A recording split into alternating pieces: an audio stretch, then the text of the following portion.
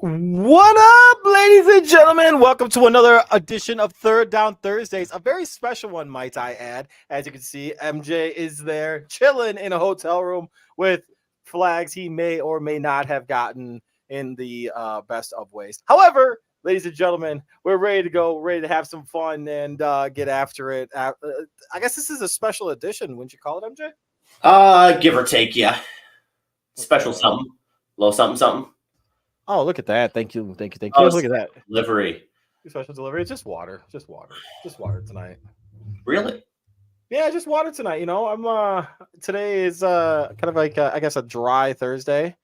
And we're just hanging out, just chilling though, just chilling. Dude, all right. So before we get into like how everyone's doing or whatever, I want to say congratulations to you, to Jackson, to Cy, and to Connor, because the amount of things that you guys have been doing this past 3 days now, Yeah. it doesn't go without being noticed. And I just want to say, hell yeah, great job, keep it up, and let's continue to have some fun with this, man. It's been good. It's been some freaking awesome stuff, dude. Yeah, it's been a very wild week. I know we've talked about it multiple times, but we have. I was talking to my buddy Jake today. Shout out to Jake Shavink. He does really cool NFL draft stuff. He knows more about the NFL draft than I do. He and his dad actually helped me last year when I was in Mobile because I do not know college well enough. And I was talking to him today and he was like, dude, I saw you guys down there in your polos, like, because he sits all the way at the top of the stadium. Right, in like a press box.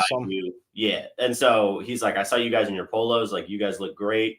And I said, dude, it is just so much better to just on a base level not have to do it all myself. Like, yeah, 100%, dude. 3 people here with me who not only do I enjoy their company personally most of the time, but Connor. Let me say, I've ripped into Connor so much this week, but he and Cy and Jackson have done an incredible job. Like, I legitimately, and you can say the number in a second, where the amount of stuff we have done, the amount of numbers we have done this week and will do in the next few days, I could not have done by myself. I did a little bit this year, but it is just so much easier and so much better when there's an actual team. And so even just like, you know, how am I? My brain is in a much better place than it would have been if I was doing or trying to do all of this content by myself. Oh, 100%, man. Like, it's been dude, like, it's been awesome. And we've been able to retweet some stuff. Yeah, you've definitely gotten some sun. I agree with that. Yeah. Okay. I don't know if you can see. Oh, yeah, you can see it. Yeah. So that. Hold on. Do that one more time. Do that again. Thank you. That's all I was going to do. Thanks, Connor. That's about how it must look. Size left side is obliterated. I kind of forced him today because the media only gets to sit on one side of the stadium. The NFL is on the other. And so we're on this side of the stadium. The sun is on the left side of the stadium. Oh, he's like, it sits through the whole day. So I made Cy go to like the furthest right of the bowl that he was allowed to and like turn his body so that facing the sun. So he at least got like sort of evened out. Trying to even out the sunburn. Yeah. So it's a little better today. And I tried hard to do that too. Wow. It's true. Yeah, you're right. It's true. Love you, Owen. But yeah, so that's the weirdest thing is it's only 60. It's only but it doesn't matter. Heat doesn't like dictate like sunburn. But the sun down here is so strong. We're outside for like 6 hours. Yeah. It's a lot. So we went to Chipotle on the way home today. We all little chipata, hell yeah. Took a fat nap. I bet. Other than Jackson went and worked out. Let's go, Jackson. No way, Jackson. That's awesome. Hell yeah. Jackson went and worked out. So Connor and I took a fat nap. Not together. Where's that? Maybe we can show it later. Just so we're clear, that was not me that did that this time. Side note, it is really fun watching Connor's face while he produces this stuff. The look on his face when he hit that, he was like, Like, oh, dude, like he's like that, like guilty ass kid that was just like, he's like, Yeah. No, like no. this week has been fantastic. Yes, we're going to Arby's after this. Oh my goodness. Connor needs shut up about Arby's. Connor needs some beef flaps. Yeah, Connor wants the meats. Yeah, but it's been a fantastic week. It's been so much fun. I wish you were here, Bruce. Same. It's been fun to beat up on the little kids. You know what I'm saying? Same, man. I mean, you know how it is, though. Like Jackson is my elder. I don't want him to yell at me through the wall. Jackson is my elder. My elder. That's true. Wait. How many days was it? 10? Jackson, what's your birthday? Can you not hear me? He's not even watching. Come on, Jackson.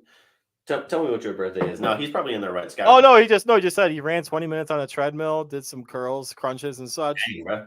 March Look at you. Yeah, so it is 10 days. Yeah, he's 10 days older than me. March 14th. That's my 10 days. Wow. Well, fair. Hey, don't disrespect your elders, dog. Don't disrespect. No, I haven't. Jackson and I have sat in the front seat all week when we drive around. You know, mom and dad sit in the front and the kids sit in the back. It's so terrible, bro. Oh man, but yeah, dude.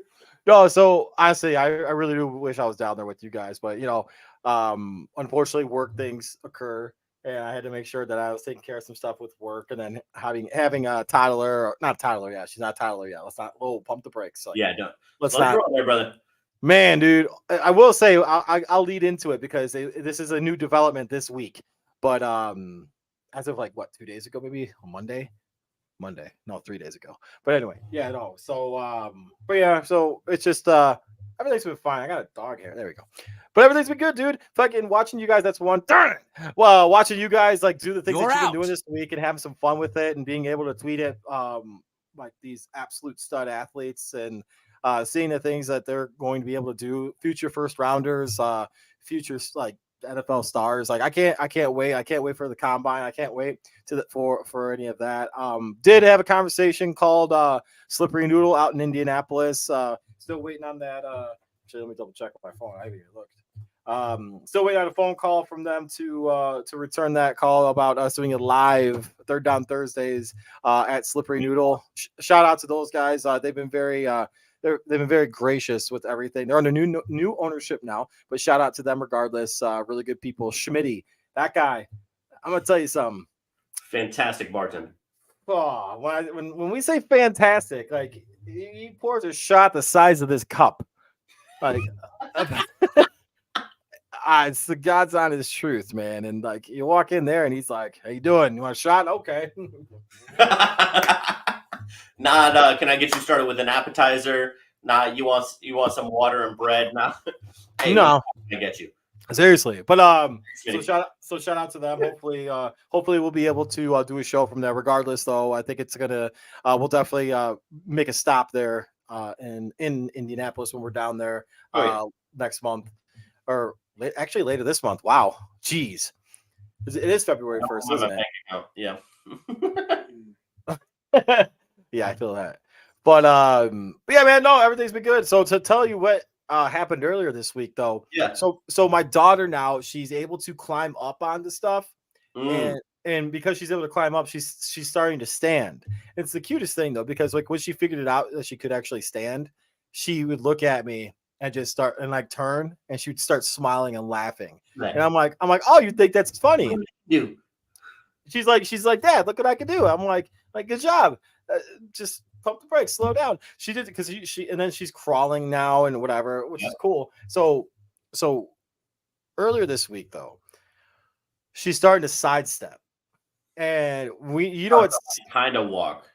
Yeah. So she's holding on. She still has to hold on to something, but she's sidestepping. So she's standing and she sidesteps.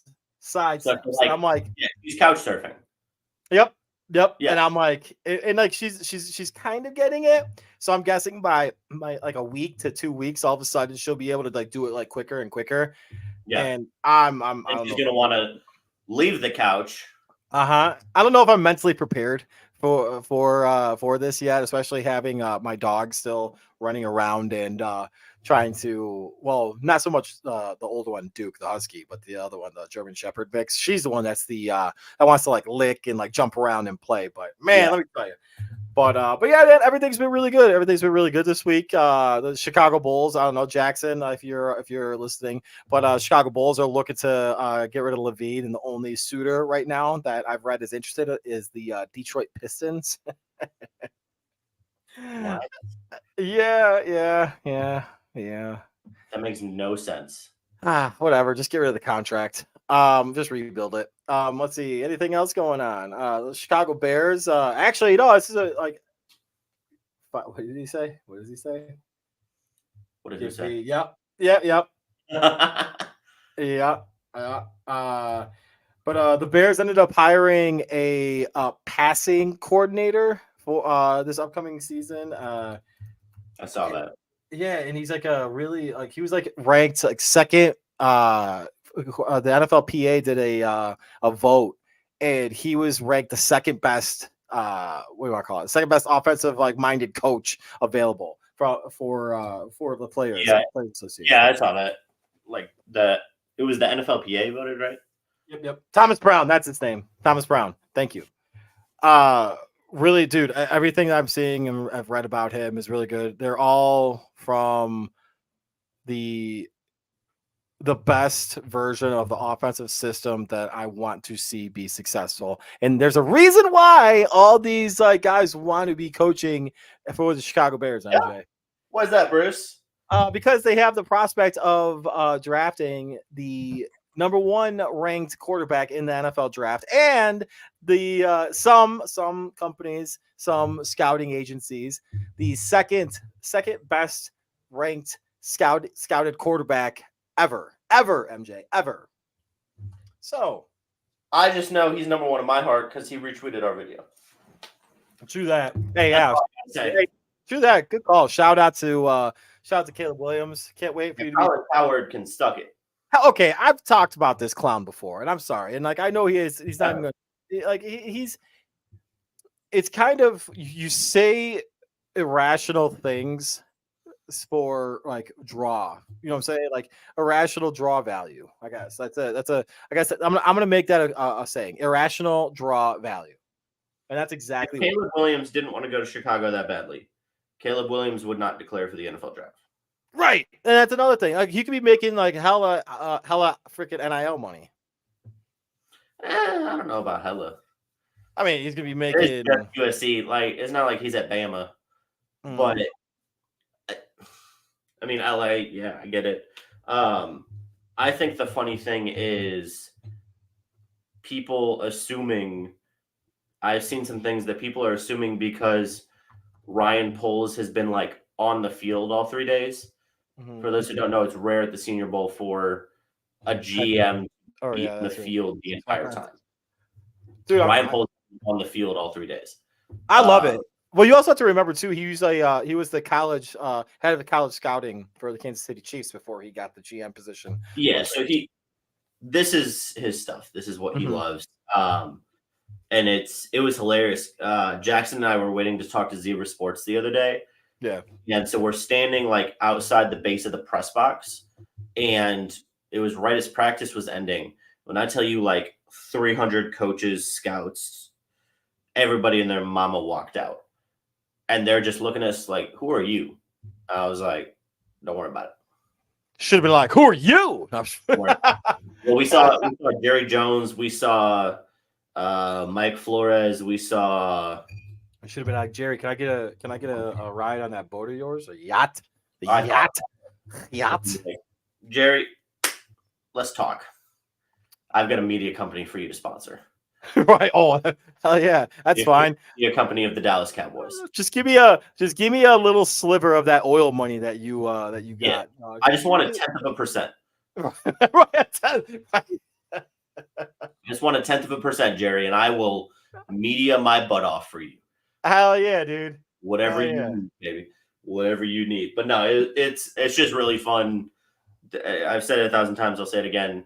And I said it when I talked to Jim yesterday. Talked to Dave Rogers, the guy who runs the socials. Like this event, not just for media, but for football fans, for the players. Like I just love the Senior Bowl. I love being here, and it was really cool. I'll release this.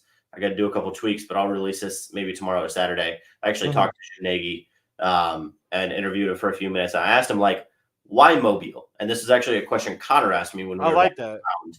Like, it's been 75 years. In my mind, it's very similar to the Combine, where like there are theoretically better cities that could host the Combine than in Indianapolis. There are bigger cities that could host the Senior Bowl than Mobile. There's only 189,000 people here. There's only so many hotels, blah, blah, blah. But they do such an incredible job. And Jimmy's answer was just watch on Saturday.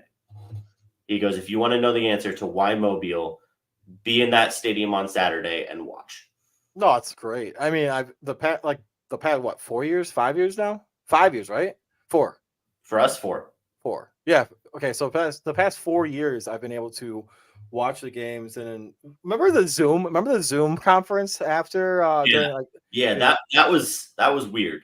That was wild. Zooming with actually Brian Flores. Yeah. But that was wild. To answer your question, Owen, yes and no. It's weird because a lot of the media is the same. All of the players are different, and then all of the NFL guys are so segmented. But yeah, we've been able to talk to some fun people, do some fun stuff over here.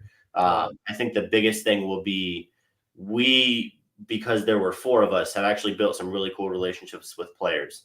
Which I won't throw out there as publicly as some of the media stories, but we've talked to some really cool guys and made some fun relationships with the players who are here. Because at the end of the day, Bruce, these guys are the same age as the 4 of us who are here. Like, yeah, that is true. They're 21 to 24, and they're just trying to make it just like we are. They just happen to be much more physically gifted than we are. True. But that's okay. But there are some of them that you can tell hate talking. And so, we come up and start an interview and they start fiddling with their gloves and they look nervous. And so it's been really cool for all of us. But especially Cy has done a fantastic job. The dude's asking such out of the box questions. It's great. The comfort zone is totally like engaged right away. And I was going to actually ask that. I can't remember who it was that he talked to about McDonald's. The edge rusher from UCLA. From UCLA, yeah. Yeah. Dude, that was awesome. That was awesome. Oh yeah, the McGriddle. Like he got so into it, and he's a fantastic guy. We've talked to him multiple times. He's got a personality like that, but also you could see the switch went on when he heard a non-football question. He was like, "Oh yeah, the McGriddle." Dude, 100%. I was like, "Oh my god, dude!" And Latu's a stud too, man. Like that guy's easily gonna go in the top 15. Oh, probably. I mean, he was out today with a leg injury. There's been a lot of injuries though, huh? Yeah, only 2-3 guys have actually been held out for a whole practice. But I think Latu's was you've done enough. Got it. That would be my guess, because we talked to him yesterday multiple times and he was fine. There was no limp, there was no nothing. And then he shows up today with a compression sleeve on his left leg. And my guess would be, hey, buddy, you did enough. No need to risk injury. No need to risk anything else. You've shown everybody. Just focus on the interviews for the rest of the week. Let's get you in the top 20. That's awesome. Love it. That would be my guess, at least. Love it. No, I agree. I've seen some having him as high as 12. I wouldn't be surprised. I mean, there are some really good offensive linemen here. And Latu has been able to play inside and outside, which is just ridiculous. Like he's playing like Chris Jones type football where he can line up against any 5 offensive linemen. That's pretty filthy. And so he lined up against Jackson Powers, the center guard from Oregon, dominated him. He lined up against Christian Jones, the tackle from Texas, dominated him. Like that, he just walked over anybody. How has so speaking of kind of evaluations and who's been playing well and whatever, how has Penix been? It depends on who you ask.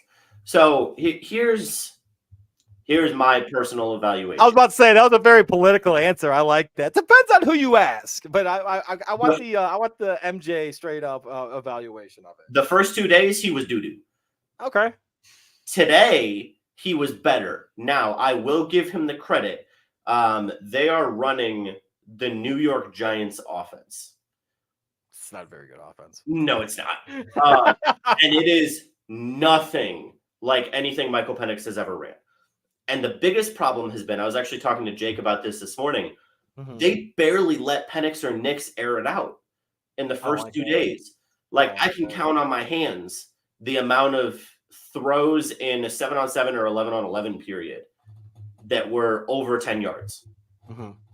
And you've got two of the best quarterbacks from college football this year, and you're not letting them air it out whatsoever.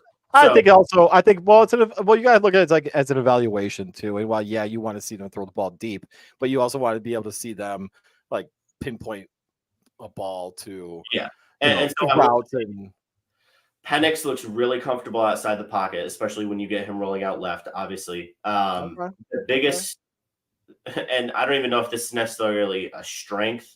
And it's funny that this is happening. So there was an idiotic reporter the first day in our presser with Bo Nix who asked Bo Nix flat out, basically, and I'm paraphrasing, but this is barely a paraphrase. Draft analysts say you're stupid and can't read defenses. What do you say about that? What are you doing? Bo Nix said, can you repeat that for me? He said that exact quote, though? That's how he asked it? No, almost. I'm being slightly more fun with it. It was like, draft analysts have said you've always struggled reading defenses and that's your biggest weakness. What would you say about that? Okay. I was like, okay. So then you go into this week, and unfortunately for Nix, he has had some issues communicating with his tight ends and wide receivers. Even just not even in 7s or 11s. He has had issues in just one-on-ones. Really? Yeah, like he had a one-on-one where he's throwing to Brendan Rice, and I don't know if this was him or Rice. It very well could have been Rice's fault, but he threw a fade to the back pylon, and Rice ran a slant. So, those are issues that you just can't have. And I understand it could be on Rice. And so I'm not in that huddle. I'm not on that field. I don't know whose issue it was. But it happened multiple times with multiple guys that were not just Brendan Rice. So do you see can you see JJ McCarthy's draft stock obviously raising over? No. Really? Okay. Significantly more physically talented. Okay. I don't disagree. I was just a question. I think Penix and Nix, I don't think anything I've seen so far this week. And again, I will always say I am media. I am not an NFL scout. I could be totally off to what NFL scouts are thinking. I'm going based off the reaction from the 1,100 media that I'm standing there with, that all kind of are having a very similar reaction. Like, ooh, those guys don't look as good as we thought they would. There have been a lot of communication issues. I was also told they are trying to install almost a full playbook. Yeah, you can't install a full playbook in 4 days. Sorry. They're doing 5 installs. Wow. So they're not just doing like a week. They're doing 5. Wow. That's tough. I mean, hey, if like they're they're a lot really of it's a lot. That's a lot. Yeah.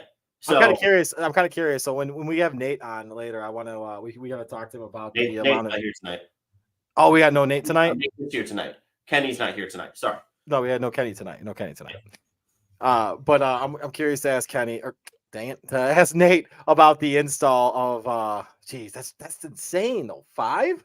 Yeah. I don't know, man. So it's a lot for them to process. I do understand. It's just unfortunate because it looks kind of bad after you get that horrible question, and then you're not able to on that end. And then Bo Nix and Sam Hartman both have been chronic underthrowers this week. like significantly. Well, Sam Hartman, and from what I recall, I don't think in reading like the scouting report on Sam Hartman, he doesn't really have the strongest arm, if I remember correctly. No, but Bo Nix is supposed to. True. That's what I'm saying. Is I was so I was watching the three of them warm up this morning, and just watching their warm up routines. They both got to the point where they're throwing 50-yard passes. Sam Hartman is like triple crow hopping into those 50-yard passes. Bo Nix is taking like a 3-step drop and then a good strong hitch into it. And then Michael Penix is just standing there like flat-footed, squared at his target, rotate, boom. 50 yards on a dime. And so just watching those three warm up at the same distance, I was like, one of these things is not like the other. No, so if I had to pick a quarterback out of them, I would say Penix. Agree.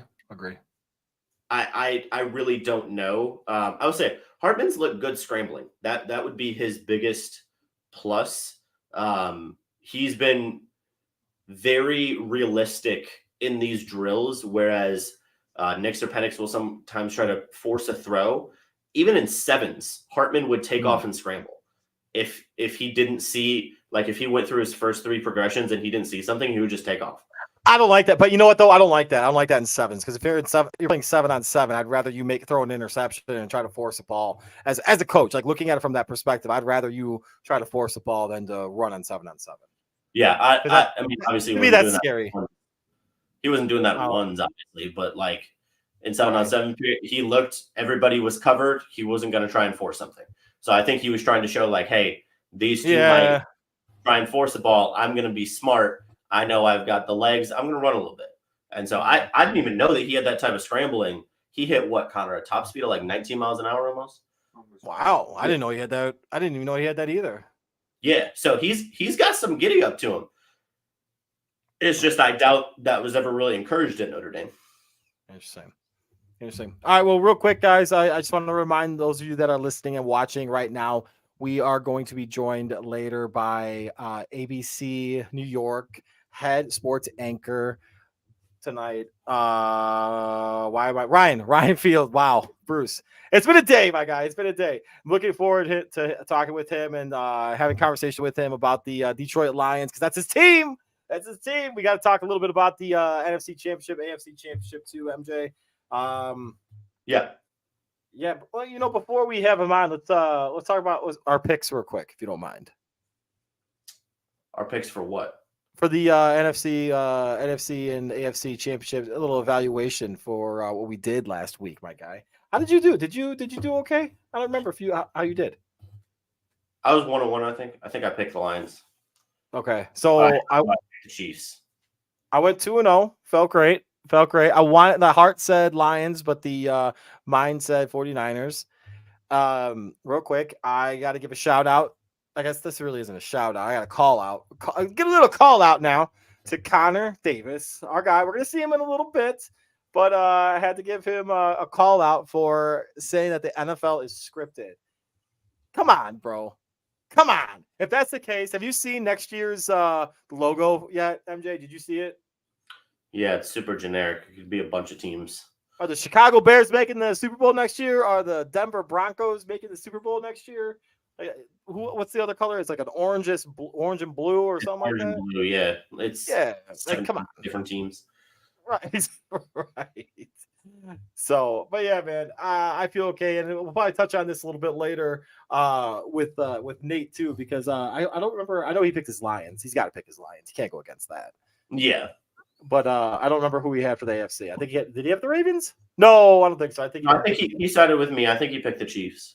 Yeah. Okay. Yeah. So it went pretty well. Like that's what I basically expected out of that Lions game was if they were going to lose, they were going to lose in pretty similar fashion to the Packers. It almost went completely similarly to the Packers game. They were up the majority of the time and then kind of choked it away at the end. But yeah. So and like.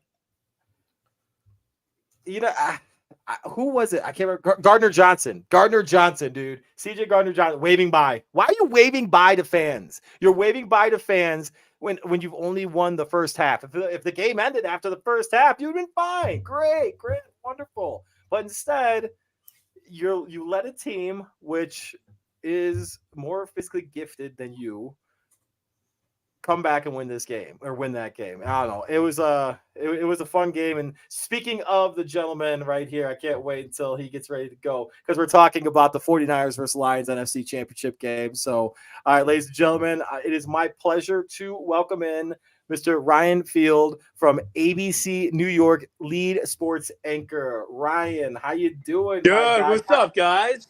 Oh, look at you walking around in New York. Yeah, walking around. I'm actually just getting back to the office. Let me get away from the sirens here. No, which is always a challenge. That's great. How you doing? Yeah, I'm just getting back to the office. What's going on, guys? Living the dream, hanging out right now. MJ and I have been talking about what's going on at the Senior Bowl. How you doing? We're doing great, man. We, it's so crazy because now all we have to do is look forward to the draft, having covered the Jets and Giants. So 2 teams with top 10 picks. Yes, sir. So obviously when we get closer to draft, we're going to be going all the way in on that. The draft in Detroit this year, which is kind of cool. Me being from there. So yeah, looking forward to getting back to Detroit. But yeah, I mean, it should be an interesting first round for both of those teams who both have obvious needs, and we'll see how this all plays out. Yes, sir. Ryan, I'm curious. I've seen some stuff in the last couple of days about some Jets drama with just there was the story I think it was Diana Rossini put out about from The Athletic, people in and around the Jets organization. Can you give us a little recap of that and what in the world is going on there? Yeah, I mean, listen, the best way to put it is we shouldn't be surprised because this just sounds like the Jets when you talk about dysfunction and an organization that sadly is for so many good things that happen, it always seems like something bad is just around the corner. And they made a deal with the devil, if you will, and getting Aaron Rodgers. And he, according to this report, has a lot of pull in the front office. A rival executive said it's a bleeping mess over there in terms of allowing him to make decisions. There was a lot of stuff that got out during the season about things that were going on behind the scenes. And head coach Robert Saleh, apparently in an effort to try to get the assistant coach or one of the people on his staff to come forward and acknowledge that it was them, said that, we won't hold it against you. And then when nobody came forward, he threatened to take people's cell phones to figure out who was doing it. So, oh my gosh, listen, you take some of this stuff with a grain of salt, obviously. Because a lot of these reports tend to be blown out of proportion, but Diana is pretty dialed in, obviously. So I'd say there's certainly a good amount of truth to it. Did it unfold exactly that way? We'll never know. But all that to say, listen, everything that could go wrong for the Jets this season certainly did, starting with the 4th play of the year, Aaron Rodgers ruptures the Achilles. And once that happened, guys, and, I was at the game Monday night, September 11th, obviously an important day here in the city and one that's going to trigger a lot of emotions. And he comes running out of the tunnel with the American flag and the place just erupts. I mean, I'm getting goosebumps just talking about it. It was awesome. It was just such a cool moment. No matter how you feel about the Jets, no matter how you feel about Aaron Rodgers, it was a quintessential New York moment in New Jersey. It was electric. It was totally it was electric, dude. And the Jets fans had it been. Uh-oh. Hold up, Brian. Like that was just. Oh, there you go. It was just a real crusher, no doubt about it. No, I agree, and it's amazing how 1 year has had such an impact on this Jets franchise. Because this time last year, everyone's pumped up, everyone's excited, and then now you're going through Coach Saleh asking for cell phones. But so to kind of speak to that, what do you see the Jets doing in this offseason to kind of shore up their roster? Obviously, you can't do anything at the quarterback position because you have Aaron Rodgers who's taking up a lot of that cap money. Yeah, I mean, listen, obviously, I think they're going to go full board on the offense. The defense was so good last season, despite the fact they were on the field. twice as much as the offense, basically, because the offense couldn't sustain any drives. And listen, once you make this deal for Aaron Rodgers, you have to go all in putting not only weapons around him, but making the offensive line solid, which it was anything but. So I fully expect them, especially every mock draft that I've read has them taking an offensive lineman. The kid from Penn State seems to stand out. Yep. I think that's probably the first place they go because they have to protect him. You saw what happened, as we said, on the fourth play of the season. He was not protected, tears his Achilles, and that's that. So I think their full intention this offseason is to go offensive side of the ball to kind of get that side of the ball up to the same level as the defense. And listen, I think we can all agree that if Rodgers played all 17 games, that they would have been a playoff team. I don't think there's any doubt about that. Unfortunately, it'll go down in a long list of many what ifs for the Jets. This one probably at the top of the list, to be honest. I agree. So shifting gears real quick, let's talk a little bit of the NFC Championship, your hometown team, that Detroit Lions team. Man. Well, let me tell you, first and foremost, I'm sorry. From a Bears fan to a Lions fan, I am sorry. You know what's so funny? Go ahead. No, I was going to say, I actually wanted the Lions to win that game. I did pick the 49ers, but in my heart wanted the Lions to win, but my head said pick the 49ers. But how are the emotional roller coasters that you went through watching that game? Well, first things first, you offering your condolences, I very much appreciate that. I've made this running joke now the last 4 days. The number of people that have either messaged me, texted me, DM'd me on social media. I was one of them. Come up to me in person, whether at the office or out in the streets, because people are watching the show, so they know that I'm from Detroit. Yeah. And the number of people that have come up to me and said, "I'm so sorry for your loss." You would have thought I had a death in the family. Like it was crazy how this whole thing has unfolded. But it's certainly been something that. Listen, they kind of became America's team for a lot of reasons. They're so likable. The coach is likable. You see the shots of the fans crying in the stands because they haven't seen this their whole life. Yeah. So there was a lot of emotions. And, as a kid, grew up in Detroit, who used to cry as a kid when the Lions lost, and my parents would just shake their head at me. I have a lot of sweat equity with that team, I feel like, and especially coming from my hometown and going back there. I was there for the Rams game when they beat Stafford, awesome. Which was incredible. And just to see what it meant to the city, that's obviously, as you guys know, has had its fair share of ups and downs, more downs than ups, although the city is finally on the come up, which is great to see. But what it meant to the city and the whole state of Michigan, just to have something to kind of galvanize them, not only all season, but especially in these last few weeks, just talking to family members and friends from back home. And they're like, everybody here is just in a good mood. And you're in the dead of winter and people are just smiling left and right because the Lions are winning. And it's something that they never thought they'd ever see. But all that to say, going back to your original question, my emotions during that game were the first half, they looked like the new Lions. And in the second half, they looked like the same old Lions, which is the running joke that we've had for years in Michigan about the Lions being the same old Lions. And we'll always, speaking of what ifs, we'll always wonder what would have happened if Josh Reynolds caught that 4th and 2 and they go down to score points on that drive. I mean, you could argue that it would have been, curtains at that point for the Niners to come down and hold them to a field goal to start the second half. Lions come down, score a touchdown. You got to think that that's pretty much all she wrote. Instead, he drops the ball. They get life, as you guys have seen multiple times in the NFL. Such a game of momentum. The ball ricochets off the cornerback's face mask. Ayuk makes this crazy diving catch. And once that happened, you're like, here we go. Especially as a Lions fan who's accustomed to seeing that his whole life.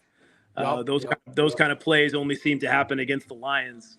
And it kind of opened the floodgates. But listen, they certainly had their chances to win that game. And, you're up 17 points at the half. And everything that could go wrong did go wrong. And they certainly did not deserve to win the way they played in the second half. And that's very disappointing because, listen, they had already beaten the Chiefs once this season. First game of the year. Not to say that they couldn't have beat those guys again. And I'm sure I wasn't the only one thinking this, But watching them in the first half, I'm like, holy hell, we might win the whole thing. I mean, they looked that good. They looked that good in the first half, dude. You go in there to San Francisco and smack them in the face like that and run it right down their throat and take a 17-point lead at halftime.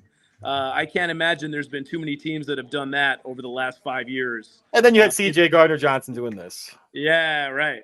Saying bye. And then as soon as I saw that, I was like, come on, man, don't be doing that. Just real quick follow-up. What are your thoughts on Coach Campbell's decision making? I know I love that guy. I think that he is an absolute best version of a meathead coach from the 90s and like analytic coach like present time, molded together to make the perfect combination of a coach. But what were your thoughts on his aggressive play calling? Well, first off, kudos to you. I've never heard it phrased like that, but you're exactly right. That perfectly describes him. Secondly, he's had that MO the whole season, so I was not surprised in the least bit that he didn't change his ways in the playoffs. Somebody had kind of said that he kind of approached that like a player and kind of let his emotions get the best of him, where maybe you need to kind of have a different strategy in a game that big where you don't want to be leaving points on the field at a place like San Francisco, especially when you end up losing the game by 3. You could certainly take that argument. But here's the thing, guys. If Josh Reynolds catches that very catchable ball and they go down and score a touchdown, everybody's like, wow, what a great call. Nail in the coffin. Niners are out. Lions are going to the Super Bowl. Instead, he dropped the pass. I mean, you could really get him on the play at the end of the game when they ran on 3rd down and had to burn a timeout. That was probably his most egregious decision of the day that he allowed, whether he called it or Ben Johnson called it and Campbell didn't call it off. That was probably his most egregious decision of the game. And then there was the play, and I'm sure you guys were laughing too, at the end of the first half. It was 4th and 2, and Greg Olsen saying, he's not going to go for this, is he? Yeah. And you see him kind of lining it up, and I'm at home going, Jesus, Dan, just take the points. Like, you don't want to leave the points on the field right before the half. But, you know, even the guys in the Fox booth thought, like, holy hell, this guy might be going for it. But that time he did make the smart decision, kick the field goal. And, you know, Badgley wasn't great from 45 plus, but even if he attempts both field goals and misses one, 50%, fine. At least you got your 3 points instead of coming away with nothing on those 2 possessions. So, but of course, hindsight is 2020. We can all play Monday morning quarterback, or in this case, Thursday night quarterback. But it's just a tough way to go out, man. I've been surveying a lot of my buddies, and it's like it's the age-old sports question, which I'm sure you guys have asked yourselves with your teams. Would you rather lose by 3 points or 3 touchdowns? And there's something to be said about just going in there and getting your ass handed to you and being like, okay, we're not really at this level yet. I get it. But to have your heart ripped out in the way that they lost, blowing a 17-point lead to lose by 3, I mean, I would argue that that's even worse than losing by 3 touchdowns. So, that's the fan in me talking. All that to say, it's been a tough few days after that, man. I was feeling that. I was feeling that loss as late as like Tuesday night. I was still just kind of like lamenting the fact that when you think about the fact that, you know, I've been waiting for that game for 32 years, and then to have it end up like that was just a crusher. You're welcome for bringing it up again. Yes. Well, listen, I knew I wasn't going to come on this show, especially talking to a Bears fan, and not have it brought up. So. Hey, I have a double doink in my history, my guy, so that still haunts me. And Ryan, I perfectly understand it because I'm a Packers fan. So we lost the same exact way the week before. And your exact words when you're kicking San Francisco in the mouth, because Packers did the same thing. It was like a copy and paste game. Right. They were up big. They were cruising. They should not have lost that football game. They choke it away. And I'm sitting there. Brian Gutekunst, the Packers GM, even said today, he was like, with 5 minutes left in that game, I thought we were winning the Super Bowl. Like, you're handing it to the 49ers like that. So I wholeheartedly understand how you feel, because I just sat there on my couch for a little bit after that game, and I was like, that hurts, because especially the Packers were not supposed to be there. Right. And you know, the Lions really weren't expected to be NFC Championship game either. So it hurts. I understand. Yeah, and I guess on the surface, I definitely agree. But with all due respect, I'll say the same thing that I said to my Giants buddies here when they're like, oh, I know the feeling. I'm like, no, you don't. You don't. You've been to the Super Bowl. You've That's won fair. these games. I can Like accept that. the Lions have never been to the Super Bowl. So you kind of had it in your head. Though the more you just got to how many divisions of the Lions lost to the Packers since Brett Favre came on board. Favre and Rodgers ran the division for almost 30 years. So as a Lions fan, you were just like, we're never going to win anything, and it's just never going to happen for that team. And then to come that close to finally making your first Super Bowl, it's just hard for other fans to understand like what that, and that's why there was people crying in the stands and stuff because it just meant so much because they finally thought that they were going to get there and they just still couldn't do it. Yeah. Are you optimistic about next year, Ryan? Say that again. Are you optimistic about next season? I mean, especially now that Ben Johnson is back, Aaron Glenn is back. I mean, they have a handful of free agents: Gardner Johnson, Graham Glasgow, the offensive lineman. But all their key guys basically are under contract, and I think they've got like the sixth most cap space to spend. They got 4 picks in the top 100 again. So and Brad Holmes the last 3 years has certainly showed you what he's capable of doing with the draft. Yeah. So I mean, I think they are. I think much like your Packers, MJ. I think they are going to be built for long-term success, and I think it's going to be fun watching those two teams compete in the North the next several years. Three teams. 3 teams compete. Well, we'll see what happens with the Justin Fields decision. What do you want them to do, Coach Bruce? Oh, good. Oh, let's go with this. 100% draft Caleb Williams. Okay. I don't. It's not, again, I want to preface it also with the fact that I do like Justin Fields. But the fact of the matter is, if you're having this many questions about this young man 3 years in, you can't, that's your answer. There's your answer right there. And okay, you want to bring in the argument of not surrounding him with players, not putting him in an offensive scheme that puts him in the most successful for his skill set. Well, I actually read a really good scouting report about him yesterday, and it talked about how his once his first read is taken away, and this is college, by the way. Once his first read is taken away, he struggles to find his next read quickly. So it's a processing situation. And when I read that, I was like, damn, I don't know if it's changed or not. I don't. He's got the arm. He's got the athleticism, obviously, and he's got the work ethic. First guy in the building, last guy out. But it's a situation where, I'm sorry, it's Mitchell Trubisky all over again. Oof. In a lot of ways, those would be fighting words to some people. I do. Oh, you should hear some. You should see Bears Twitter. It's I mean, Twitter's already a cesspool. Yeah. But I'm gonna tell you right now, man. It's I've said a few things on Twitter, and I've gotten direct messages saying how I'm like a jackass. I don't know anything, which is not entirely untrue, but in the same respect, I'm gonna go back to your original question. I'm going for Caleb Williams because it's how often do you get the opportunity to draft a generational prospect? And not to mention that it wasn't even your pick, so you're almost playing with house money. Exactly. So we wouldn't even be having this conversation if they didn't have this pick. We'd be with Fields anyways. So yeah, definitely taking Caleb Williams, and I'm thinking that they stay with the 9th pick, and at that pick, if the top receivers are off the board, they're going to get an edge. I can't disagree with that. I thought Fields really came out in the second half, but I can certainly understand Bears' frustrations and kind of excited about the next great possibility for them. So makes a lot of sense. And then if you look at it from the perspective of and you please question this thought process too if you want. If you look at the NFC North right now, Justin Fields is the 4th ranked quarterback in the NFC North right now. Absolutely.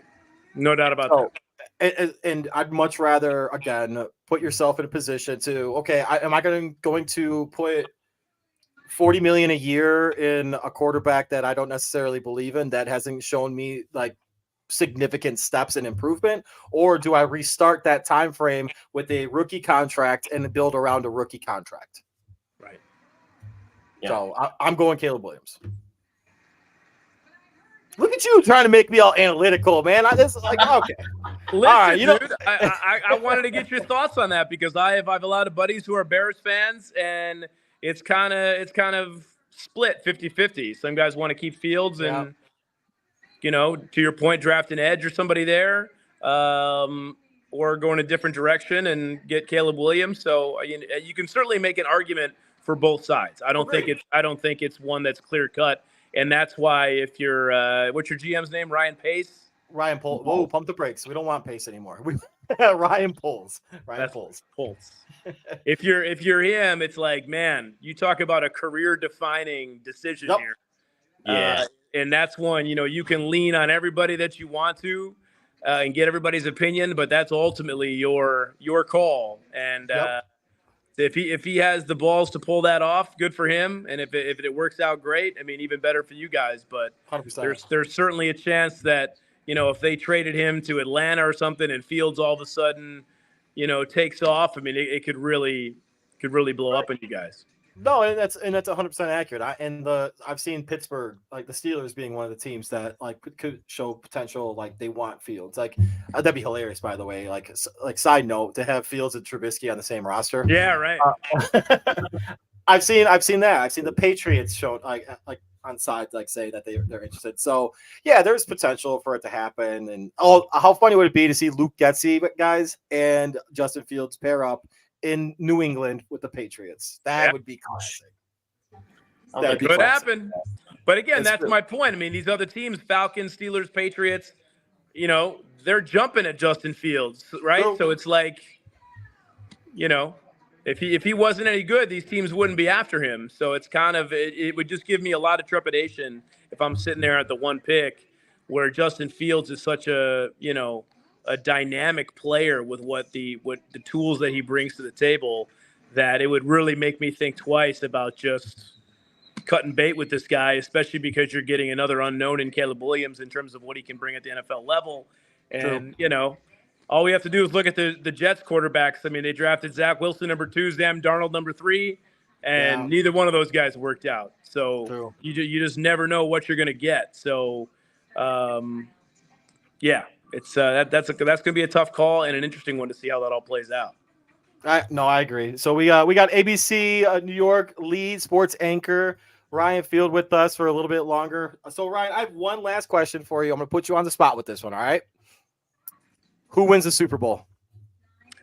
Well, since the Lions didn't make it, I have officially taken myself out of all Super Bowl questions. Oh, no, I'm kidding. It's going to be like the Kansas City. I got news for you, dude. Both of you guys, Sunday night after the game, I'm like, I am not watching the Super Bowl. That thought crossed my mind, dude. I wanted no part of that game. I do not blame you. But now the cooler heads have prevailed 4 days later. Listen, it's hard to bet against the Chiefs at this point, right? I mean, they went into 2 tough road environments where a lot of people didn't think they were going to win either game. They go into Buffalo and Baltimore and win. Convincingly in Baltimore, despite what the score said. I thought they really played well in that game. In Buffalo, look, they got the benefit of a missed kick. But yeah, man, I think the Chiefs get it done like 27-23, something in that realm. It just sucks that it's a Super Bowl that we just saw a few years ago, and when you're not, I mean, as a football, go ahead. What was it? That was Super Bowl 50, right? Wasn't it 50? No, it was, we're at 58. It was 54. 54. Yeah. I'm a little behind. All right. Anyway, sorry. Go ahead. It was just 4 years ago we had this matchup. I mean, obviously people are going to watch because of the Taylor Swift and the Chiefs and, but the Niners aren't really a team that kind of brings a lot of gusto to the table. With Purdy, it's not like a sexy team coming in there. But I think it's going to be a good game, and I think the Chiefs get it done 27-23. I like that. That's what I said last week is I am not going to bet against Mahomes until I see it not work out. It's the same way that I've seen the Cowboys choke in the playoffs so many times that I'm going to bet against the Cowboys in the playoffs until I see them make the run. It's one of those things where Patrick Mahomes is the best quarterback in football, even if he may have had a little bit of a down year.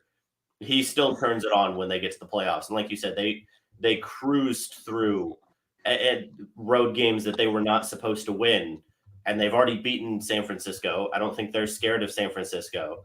And no disrespect to Kyle Shanahan and those guys, but they almost lost twice to 2 NFC North teams that they were supposed to thrash both of them. Right. So I was terrified of the Chiefs right now if I was a 49ers fan. Yeah, and to your point about Mahomes, if somebody said to you, gun to the head, you have to bet your life savings on this game, I don't know anybody that's going to bet on the 49ers in that game. You know what I mean? So I think you have to go with KC, if nothing else for the disparity at quarterback.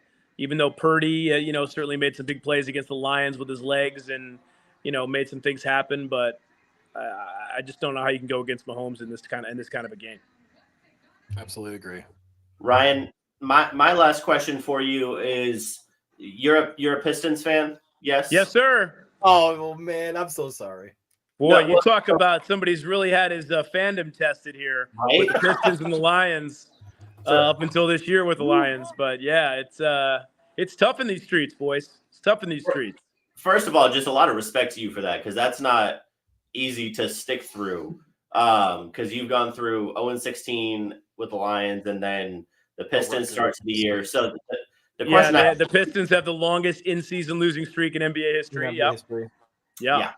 I wasn't going to phrase it like that because I don't want to. What was it? 26? Did it get to 26 or was it 28? You know what? It's all a blur. Listen, but we in Detroit, we were like, well, we might as well just have all the records at this point. Just give them all to the Detroit team. We'll take them. I like that. That's hilarious. But so Bruce was saying, and I don't know how much there is behind this, so this is more theoretical than anything. And Bruce really wants to get rid of Zach LaVine. He's not a Zach LaVine fan. Apparently, there have been things floated that the Pistons take him to jump on that. Is that something you would be interested in? Do you want to stick with the majority young team? Like, what kind of framework are we looking at? Because obviously it's not completely working. How long do you stick with that before you try and add a veteran? Yeah, I mean, listen, they're going to have like 60-some million in cap space this summer, which obviously they're not going to be a free agent destination. That'll be more facilitated through trades like a Zach LaVine deal. If the Bulls want any of their young pieces, absolutely not. If they're looking at it as a salary dump, maybe you think about it. But the only thing that gives me hesitation, the same way Coach Bruce doesn't want Zach LaVine anymore. I don't think he's the same player that he used to be. I think his injuries are certainly a red flag. And Pistons fans don't have to have a great memory to just think back to 2018 when they traded for Blake Griffin, which the first year of that trade was great until he got hurt like 6 games before the playoffs started. And it all went downhill after that. And they were saddled with that contract for another 3 years. And I think LaVine is in year 1 of a 5-year deal. So that to me is great trepidation. And unless they're willing to pick up some of that money, I don't know how that would work in the NBA. But to me, I like Zach LaVine, but I just don't think he's the same guy anymore. And that contract scares the hell out of me.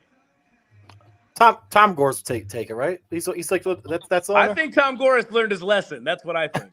And, they don't want to be in that same situation, but listen, to MJ's point, they're going to have to do something at some point because they got all this cap space. They've got these expiring contracts, so they certainly have to. They're going to be an attractive trade candidate for a lot of teams. It's just which deal are you doing, and it's almost like we were talking about with the Bears. This will be a defining trade for Troy Weaver, Tom Gores, the Pistons, the power players, if you will. Because they can't afford to set back the franchise. It took them all those years to dig out of the Blake Griffin mess. They finally got their cap sheet in order. They've got a good young nucleus that's still way too young. I love Cade Cunningham. What's that? I said I love Cade Cunningham. I think he's a stud. Yeah, Cade's going to be a good player. Jaden Ivey's really starting to come around. Jalen Duren, which they made that really smart trade with the Knicks. They took on Kemba Walker's end of his contract to draft Jalen Duren, and that kid is a specimen at 19 and only going to get better. So they certainly have some good pieces there. But again, dude, I don't get paid enough money to make those type of decisions to be like, hey, do we take Zach LaVine? Because look, what if Zach LaVine changes scenery? All of a sudden he gets like 2 or 3 good years of health and he's back to like looking like the guy averaging 28 points a game. You pencil him next to Cunningham and Jaden Ivey with Duren in the middle. All of a sudden, okay, you could certainly talk yourself into it, but that's a big ask, man. I don't know if I could pull the trigger on that one. He's a volume shooter that doesn't have that same bounce, in my opinion. Yeah, I mean, he still has bounce, but yeah, he's certainly not. I mean, he's still a really good player, but he's not the same player that he was. There's no doubt about that. Agree. Which is why the Bulls are looking to get rid of him. It's true. We'll see, though. We'll see. But Ryan, thank you so much for jumping on with us. And you're obviously always welcome. If you want to give out a handle and a shout out to the people that are listening and watching. Absolutely. Good stuff, guys. Pleasure being with you tonight. All right. Sounds good. All right, take care, guys. See ya. Thanks, Ryan. Awesome. Ryan's always a good guy. Love that guy. Always great to have him on. But with that being said, you know what you need to transition into the best defensive back? Oh, we should have kept Ryan on, by the way, with Nate, because since they were both Detroitians. Oh, that would have made sense. Yeah, that would have been cool. That would have been kind of cool to see. Erie Insurance says here's to the grown-ups who move, mortgage, mow, and still bust a move. But does your home insurance still fit? Erie helps you protect the home you've grown into, all at fair prices that are often less than the other guys. So how do you find the right coverage? Magic. Nope. Local independent agents who get to know you like this. Your local Erie agent is Building Block Insurance Group. Get a quote today at 704-464-4544. Erie Insurance. And thank you for cutting me off there, Connor. And when it was Cy. Oh, okay, fair. Thanks, Cy. Dick. Anyway, when you call Jeff Wertepny at 704-464-4544, let him know that TDT Media, Third Down Thursdays, and Nate Ness sent you. That being said, we're gonna bring in. Oh Lord! It's getting crazy out here. I didn't mess it wrong. I don't know why you listen. Yeah, it was absolutely Connor. We were just throwing. What up, Nate? What's up, Nate? Oh, yeah. Gators back. Where you at? Back. Where you at, Starbucks Nate? right now. I'm at Starbucks. Hey, did you guys know that Starbucks has some of the best Wi-Fi in the world? No. Yeah. Oh, man, shit, it's so cool. Like, I just updated all the apps on my phone. Okay. Fast. I was just fast. Like literally, I had about 12 updates, and they just went like that. I think this is a new place I'm gonna hang out. Hey, has some artwork behind me. Yeah, you look great. I feel like I'm sophisticated. I really feel like I drink water with the pinky up. I feel really I feel like I'm in yeah, there you go, MJ. I feel like I can go to I can go for what is that? Golfing? What's the tea time is what? What they say? Tea time is 7. Yeah. Yeah, like that. Wearing the little shorts that don't go past your knees.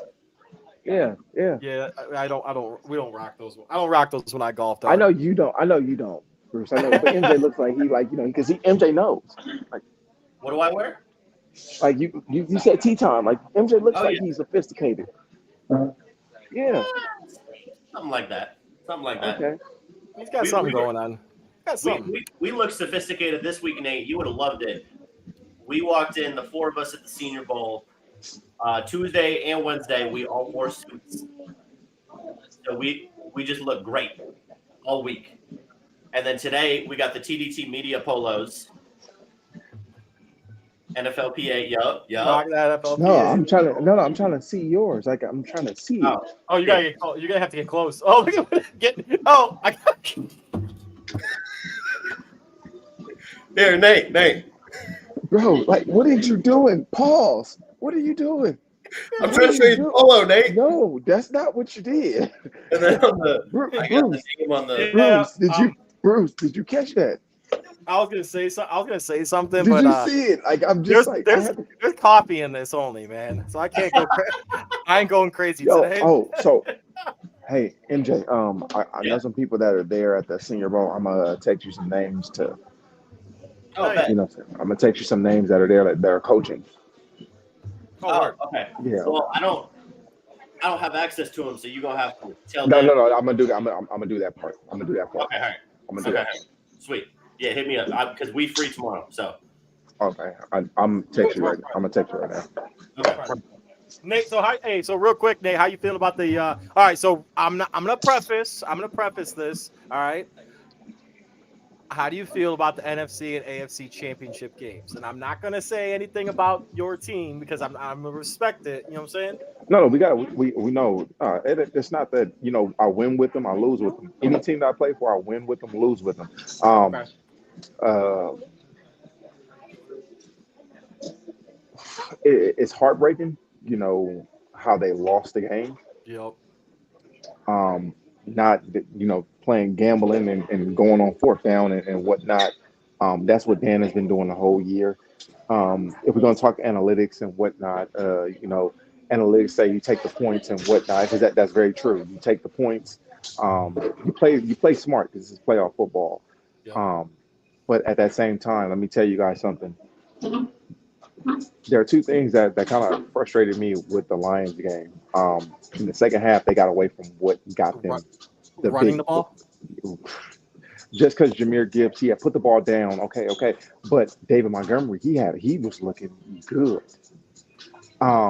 They stopped targeting Amon-Ra St. Brown, and that guy was getting chunk plays, and they weren't doing their deep cross and deep over routes because San Fran was having trouble with their linebackers getting deep enough, getting enough depth to go ahead and affect those. Of course, I can't remember the receiver's name, Reynolds. He dropped a crucial fourth down before halftime where, that could have got them more points.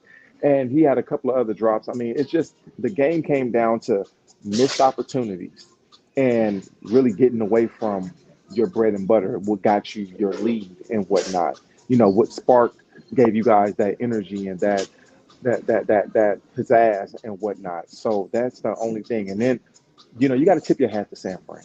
Yep. You have to tip your hat. If you're a true competitor, it's not you don't come in there with this whole mantra, oh, they cheated or they did anything. No, they didn't.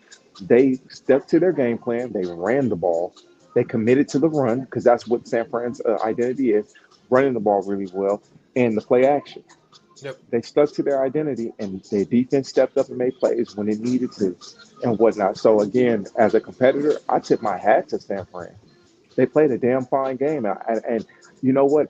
Tip your hat to the players, but I really got to tip my hat to the coaching staff because, again, they stayed the course of their game plan, and their game plan proved to be just very, very, very important and key, and they executed. So, yeah. What are your thoughts about the AFC Championship game? Shit, it was what I said it was going to be. What you mean? What you mean? Hey, all I know is I got a pretty damn good record right now in the NFL playoffs. Hold on, wait a minute. Who got the best record in that? Wait, hold on. I gotta be up there. I gotta be up. Bruce, I gotta be up there. No, Hey, I gotta be up there. I've only lost 2 games. I think maybe I did too. Maybe 1. So I don't know. We got guys in the background, I think, looking it up right now. Nate, I've been told you went 2-4 during the wild card round. Oh. Who said that? Sorry. Connor. Oh, your boy. Hey, by the way, hey, real quick. So I know you guys. Unfortunately, you're on vacation. Whatever. That's awesome. I'm not on vacation. It's not a vacation. It's not a vacation. No, vacation means I will be in my Speedo somewhere, and my toes in the sand. Whoa. Chill out. You were just walking on your knees. Chill out. Don't do that. Experiencing 1 to 3 inches already. We're expecting about 2 more inches. I am. Nate rocks them banana hammocks, baby. I am across the street from the mall that I used to go to as a kid. I'm at cool. Starbucks. I'm waiting. My son's game is in about another 50 minutes. Senior in high school. Played a little basketball with him. He light you up? Can he cook you? Nah, I'm gonna be honest with y'all. If I can say this, and we probably got some parents on here too. For a minute, I forgot that he was my kid. Oh yeah, okay. He tried it. Oh, he tried. He No, he tried it. tried it. He tried it. Like he like. Have you had any dings? You said any cuss words on here tonight, Bruce? One, yeah. Yeah. All right, cool. I'm probably gonna beat you tonight, but he had me fucked up. You're He out. did. No, he did. He like again. We shooting. I got him the first one. He got me the second one. Okay, but Okay. when he said, "Oh man, go sit down." Oh, He said, "Go sit." He said, "Go yo. sit." He said, "Go sit down." Oh man, this is a young man's game. I'm your daddy now. Oh no, he didn't say that. Time out. No. Oh man, that competitive fire went from like a little ember to a big ass freaking flame. I'm gonna be honest with you. I actually tied my shoes up, and the next game we played the game to 11, and I told him this was like, okay, you want to play grown now. A lot of his teammates and Okay. coaches was there. We went to 11. Normally, I don't dunk when I play against my son. Did you I body try to him? take it easy. I try to take it easy. You know what I'm saying and Uh, whatnot. Oh no, when I tighten up them Jordan 11s, oh nice. Tell you. oh, and his teammates seen me go up like on the very first point. I beat him off the dribble, cock that go back, and literally, oh, it's about to be a long game. He didn't score. He didn't score. Oh, you And bodied him then, normally, huh? normally, if you got 7 or 8 points in a one-on-one game, and like you want to 11, it's a blowout. You call it a game. No. I went to 11, and he didn't. No, I promise you, he did not get the ball. He got the ball twice. All right. So, what kind of defender are you? I gotta ask that question too. What kind of defender are you? More of like a finesse guy, quick, or are you more I'm of like quick. I'm quick, but I like contact. I like there contact. it is. I Okay. like contact. Yeah, he gets in Uh, your face. like Okay. I'm because I'm a defensive back, so playing Yep. press man coverage, you got to move laterally. Uh You know huh. what I'm saying? So that's my thing Uh and huh. whatnot. And my arms are long as I don't know what. So he was trying to dribble, do all that dribbling, and give me that. Oh, it's And not. Hey, I see, and this is the funny thing about it. I shot, I got one dunk. Everything else was jump shots. Everything else was jump shots, and I went like I didn't back him down. I didn't go to the paint because I'm like he's gonna be like, oh, that's all you can do is go to the paint. No, sir. I can actually shoot the ball. So I was just going there. I was playing with him. I was just like, yep. I'm about to go over there. I'm about to go over there to that corner like Larry Bird used to do. I'm about to go over there to that corner, and I I'm gonna love fade it. away. I'm I gonna love fade that. away, and What I a Larry and you can't do legend. nothing. You can't do nothing about it. You can't do nothing about it. You can't do nothing about it. And then it's the competitive juices. The Yeah, competitive juices. So like a lot of his teammates, they like ooh. And after the game, I'm like, I'll whoop all y'all asses too. yeah. Y'all hey, who's next? Who's next? You're Like like for Gold. real. You're I'll Goldberg right there, dude. like Who's shit. next? I'll literally. The coach was just looking, laughing. I'm like, I will whoop every last one of y'all ass, one by one. We can play King of the Hill right now, and I'm gonna run through all of y'all. Did you? Dude, Time out. They didn't want it. I love Dang. it. So it's kind of funny. We used to do this. So real quick before we jump back on football, we used to play this game before pregame. So once we went through our pregame stuff, the whole basketball team, we would get together and we would play this game called. And this is the what we called the game. So this doesn't count as my swear. The game is called Get the Fuck Out. So basically, I would point to somebody and be like, "All right, MJ, let's go." So he would go 1-on-1, and if I scored, I'd be like, "Get the fuck out!" And you'd go to the bench before the game started until it would be that one person left before the game started. Then we'd start the game. It was the best, man. It was the best. But all right, so Nate, I gotta bring this up, and this is me being petty, and not towards you. Not toward you. What are your thoughts on the NFL being scripted?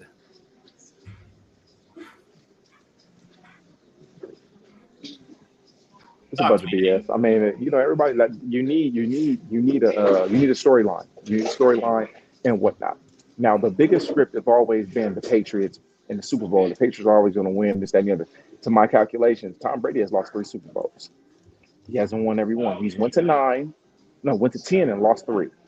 Yeah. Twice to the Giants, once to the Eagles, because that my college quarterback was Nicky Sunshine was my quarterback.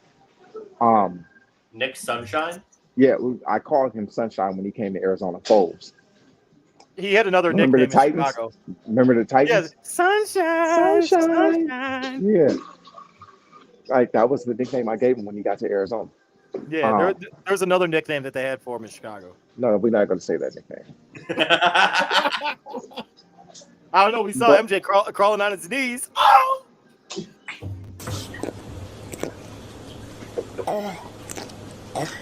I'm sorry, MJ. I love you, my guy. I do. I love you. I'm I sorry. just wanted to go with my polo, bro.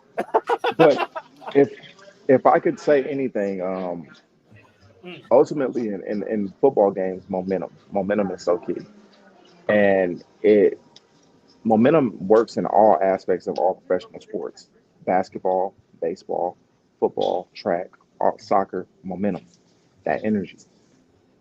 We just saw a team come back from 17 down in the AFC Championship. I got an even cooler one for you. We saw a team in the Super Bowl come down from 25 down and win, and that's ultimately the momentum shifted and whatnot. That's really what it is. I mean, if we were going to get a quote unquote script, if the NFL was scripted, a quote unquote, why didn't we get the Brady Breeze battle that we always wanted to see between the New Orleans Saints and the New England Patriots? We saw the AFC script though. We saw Peyton Manning and Brady. So real quick. So the reason why I brought that up, I'm sorry to cut you off, Nate. Your co-host on the breakdown. Oh my gosh. Has thoughts about this, and here, real quick, MJ, if you don't mind, I'm gonna have Connor jump in there with you. Connor, by all means, man, I want to hear your comments to Nate about this. Where's he at? He's coming. All right. He's gonna get. All right, Nate. Go around the. Here he is. Yeah. Hold on, I got you. Hold up. We get rid of the. Oh wait. Get off your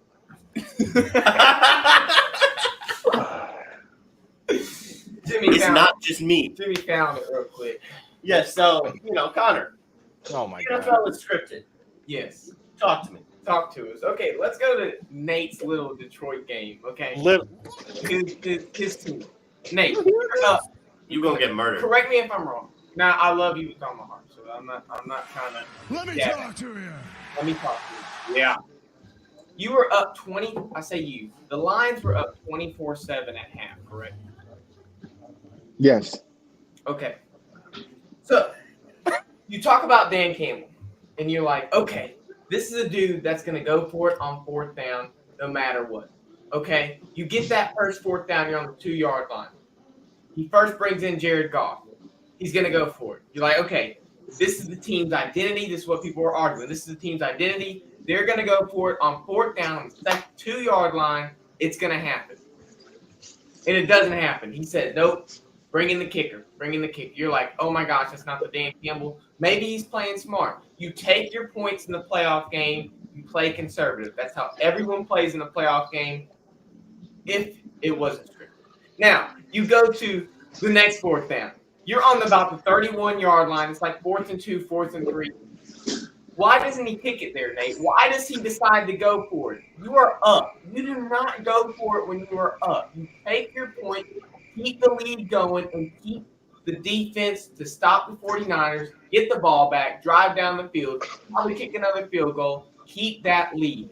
But what does Dan Campbell do? Man, he's just going. Again, he goes for it, and I love Dan Campbell. He goes for it again on the 30-something yard line, and people say his kicker was 70% from 40 plus. He was he was less than that. But anyway, all right, Nate, you got something? Literally, Yeah, I got something. you have I a got something kicker. for him. You pay your kicker to get. Talk to me, Mr. Gator. Talk to me, Mr. Gator. What's up? Gator, don't take notes. Gator. Okay. Hey, this is what you finna No, do. we would. There you go. There you go. There you go. No, because we talked about this. We talked about this on Wednesday. With the 33rd team. Because there were two different scenarios where I think the fourth down where he went for it and Josh Reynolds dropped the ball. That fourth down was actually shorter than the fourth down he actually kicked the field goal. If I'm not mistaken, that's one of the things they highlighted. This is one of those. because you typically you take the points going into the halftime. Yeah. But the thing about it is, they was running down the field on San Fran. Like and you got to look at we look at the picture because they failed to convert on that fourth down. Now, had they not failed to convert on that fourth down, we'd be talking about a whole different scenario right now. It's the shoulda, coulda, wouldas. I don't know why that came up. I don't know why that happened. Okay, but it's those scenarios. Now, again, this is one of those situations where, as a coach, Go ahead. Sorry. you believe so much in your players, but the reality of it is we're talking about playoff football. We got to, again, with points is at a premium. Why, MJ? Points are at a premium. And so you gotta, again, we gotta play the chess match. We gotta play the long game, as they say, quote unquote, long game. So it's not scripted. I mean, this is something that Dan Campbell has done all year long. And if I'm not mistaken, they went for it on fourth down, and like they actually got there for they passed, or excuse me, they converted on fourth down at a high percentage. So it's like, that's long, loud noise right there. I've never had a latte before, guys, and they look kind of good. I used to get the green tea. I used to get a green tea frappuccino all the time from there. Hey, you should go order one live, Nate. Take us with you. Well, I've never had a latte before. I don't think I want one. And then when you get one, be like, thanks for the latte. It just looks really sophisticated that I'm here. It looks really sophisticated that I'm here. But to Connor's point, I mean, everybody's gonna say the NFL is scripted. Okay, hey Connor. Was the game scripted? Was the game scripted when Tampa Bay lost? I mean, when Tampa Bay beat up on the Kansas City Chiefs? Now, I have a clip from our show, Nate, last week where I got that Lions and 49ers game 100%. It's a guess. It's a prediction. Good job. It's a prediction about how the NFL. How'd the AFC game go? Wait, hold on,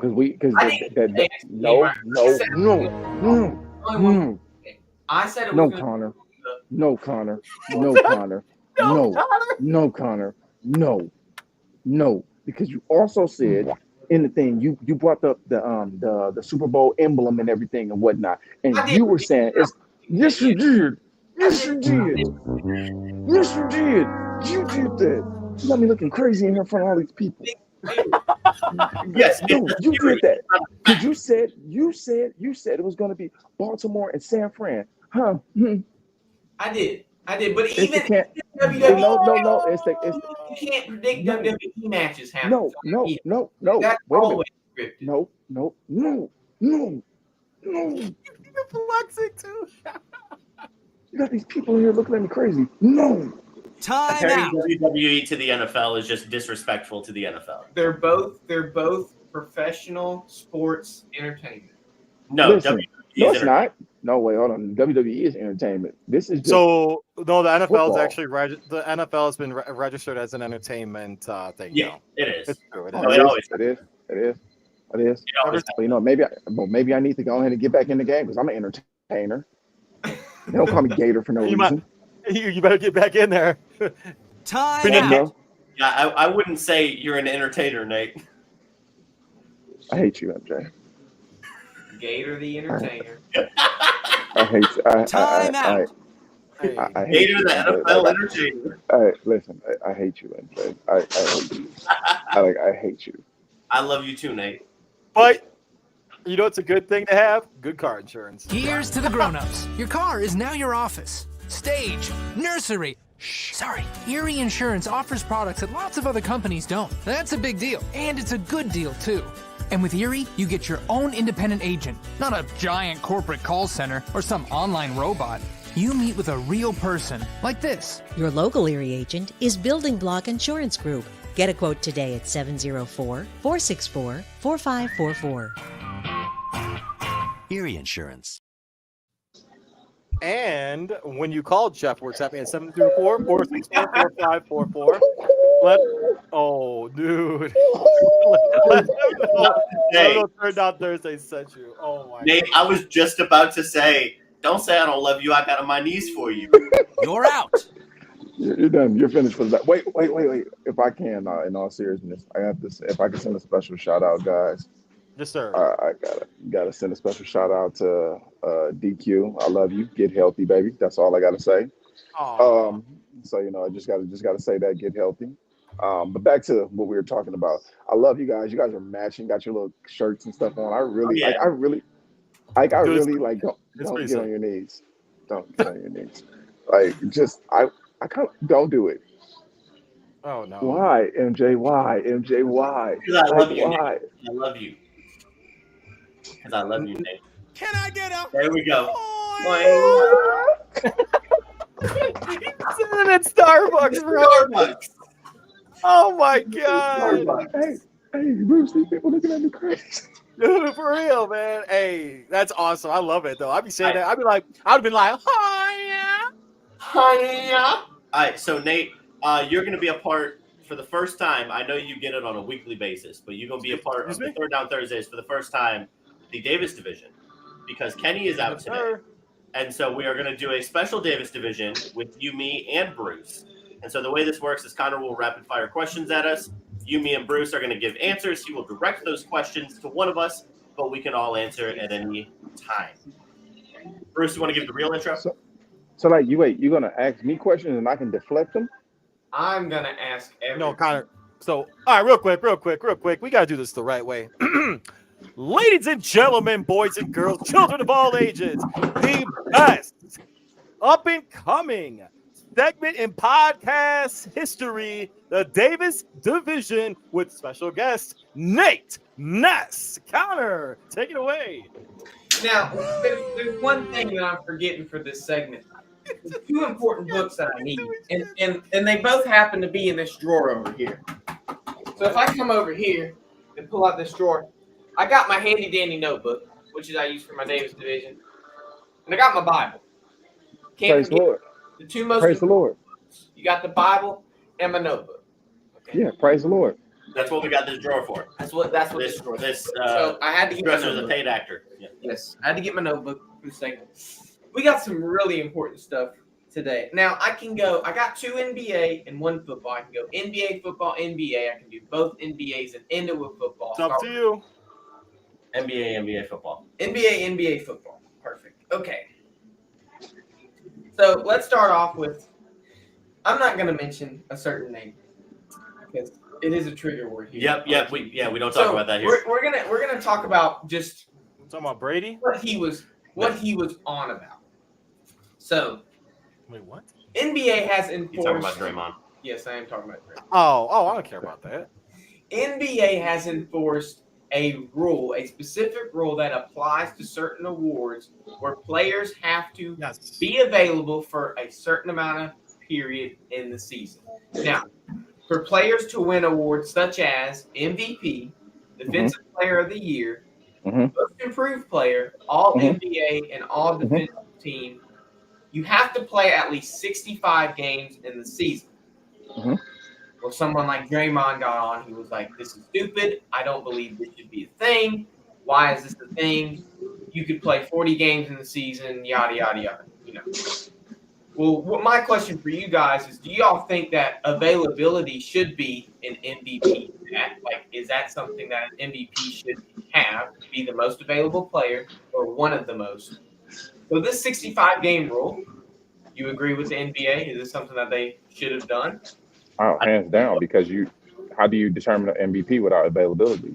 How can you determine the defensive player of the year, all of these awards and whatnot, these personalized awards, if you're not available? So no, I mean, if you can't go out there and perform, you're not the MVP, you're the MVP. I know what that means. No, I'm totally on Nate's side with this. You need to have. They should be playing. The most one of the best attributes you can give any player, whether that be high school, college, or professional, is availability. All right, so the best attribute is availability, in my opinion. And if you're not available, you shouldn't be put up for any kind of what do I call it? Acclimate awards. Let's go with that.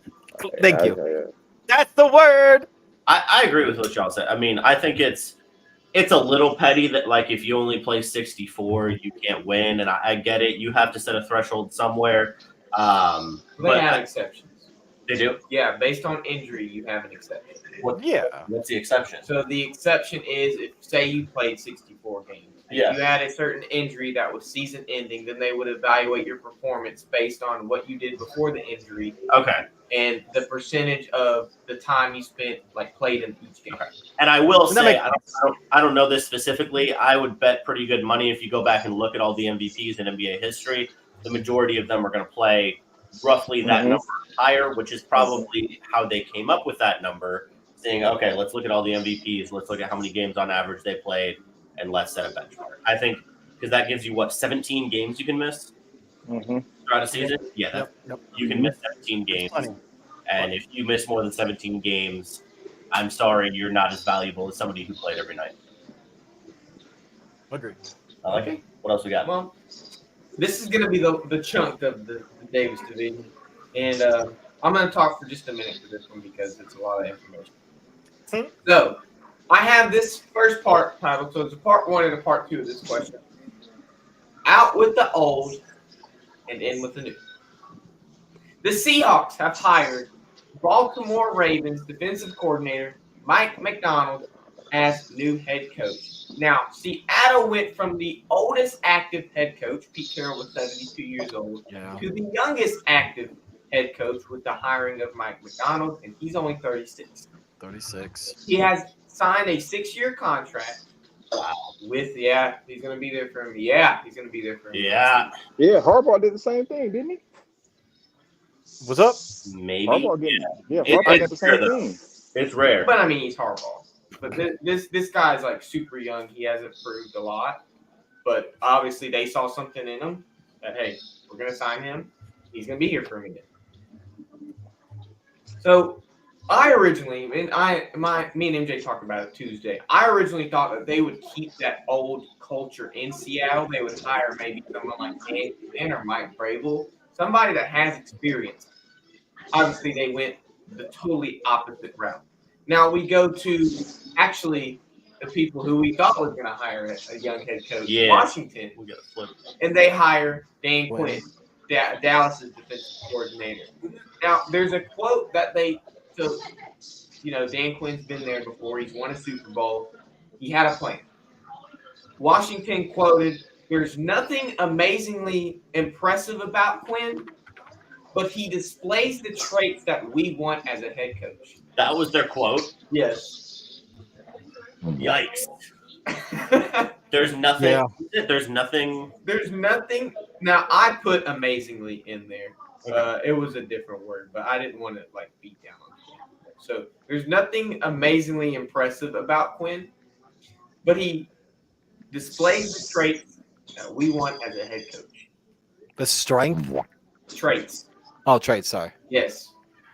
Okay. So what's your question? So my question is, how do you think both these head coaches are going to define themselves in the NFL with each of these teams? Was this the right move for both of these teams? Should have Seattle went with someone like Mike Vrabel, had that head coaching experience, or are they going to strike gold with this young head coach? So go ahead, Bruce. It's on you first. In general, I find it interesting how both teams decided to go with a defensive coordinator as their next head coach. I think that's quite the change that we saw in the last hiring cycle. During the past 5 to 10 years, it's been a lot of offensive minded head coaches being hired. Man,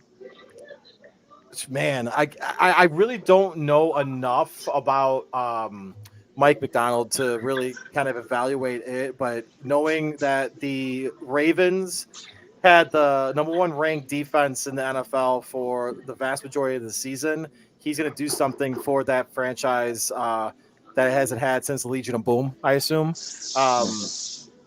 With regards to the hiring of Quinn to the Commodores, it's just recycled. Commanders. The Commodores, bro. Okay, right. I always call them the Commodores, bro. That's what I call them. I call them the Commodores, man. No, so I just don't see them. I I'm just tired of like the coaching carousel. If there's always a coaching carousel in the NFL, and while yes, some of them are very good hires, I personally think the Harbaugh hire for not San Diego for the chart for the LA is like that's a great hire. I think that's a phenomenal hire. I know it's a coaching carousel situation. However, it's good for that franchise because Harbaugh wins wherever he goes.